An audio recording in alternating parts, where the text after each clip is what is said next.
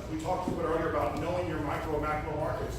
Well, if I'm buying in Sherman and Denison, I need to know what my 2 investors or my 4 investors in Sherman and Denison are looking for.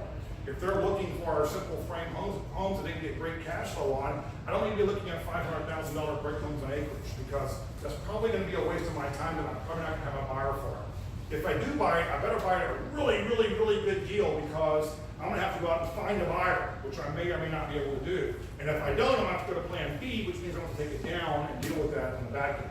So when you're going in to look at these neighborhoods, be careful about getting into complex deals.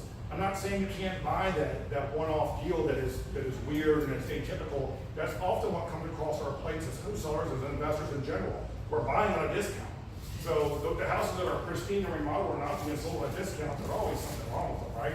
But be careful about buying a 5,000 square foot home in a 3,000 square foot neighborhood. That's where price per foot will kick you right in the rear end. You are not going to get the same price per foot on a 5,000 square foot home with a 3,000 square foot home in any neighborhood. But particularly in the neighborhood where it's atypical, where it's a white elephant. So be careful of that. Recognize that when you get into a really complex property like that, you need to call me. You need to call me, you need to call your appraiser, your hard money lender, whoever it is that you rely on explicitly for valuation opinions. Call that person right away. Don't hesitate. Call them. Ask them, tell them what you got, and ask them how to evaluate this property properly. I teach appraisal classes to would-be appraisers, and I teach continuing ed classes to teachers and appraisers as well. I can't give you 28, 29, 30 years of knowledge in 15 minutes. I can't do it. I can't teach you to be appraisers. I can teach you how to ballpark relatively safely a 322 1,700 footer in the Colony, because Fox and Jacobs built all of them. And so it's pretty easy for me to show you how to do that, or in Garland, in a relatively short period of time. But you got a 6,000 square foot house on a cliff with 3 additions, I'm not going to be able to stand up here and tell you how to do it. So the short answer is, when you get a white elephant, seek help. Seek professional help. I know you've heard that before, Jimmy. Someone's told you to seek professional help before, hasn't it? so seek help. Get your team together and turn to that person that you depend on and rely upon. Again, your hard money lender is a great person because he knows the market, you wouldn't be in the market.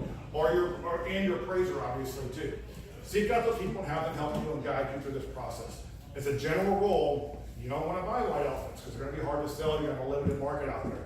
But it doesn't mean you have to turn them all down. If it's really a good deal and you feel confident with the help you got, and then go for it. But generally speaking, you want to steer clear of the really abnormal type properties. They're going to be hard to sell. As a buyer, if I'm buying a property from you, if I'm your client, I'm going to buy it to rehab and flip it. I'm thinking the same way. I'm going to have a hard time selling this thing. So I'm going to account for a bigger profit margin from you as well. So those white elephants will need to be heavily discounted. You better, again, the first step in real estate is to evaluate the property right. So if you miss that number, you've screwed the whole process up and you're in trouble. So seek professional help. Find somebody you can rely on to help you with that stuff. Same thing is true. White elephants take on many forms, not just size issues. They may be design issues.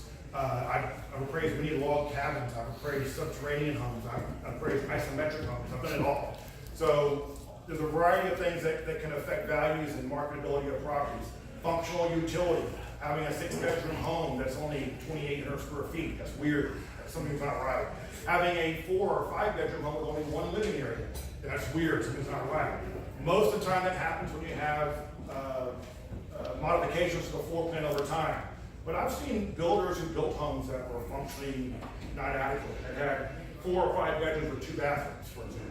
I've seen many 4-bedroom homes with 1.5 bathrooms, believe it or not.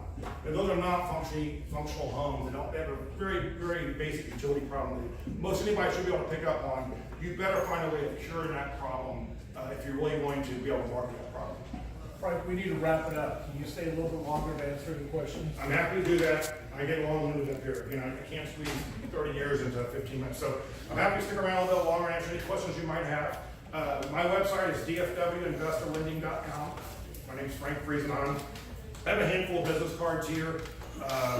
So if you would like to come back to me, you have business cards. I can give you what I got. Kim's got them right there. And I'll be around here if you guys need me. What was the website?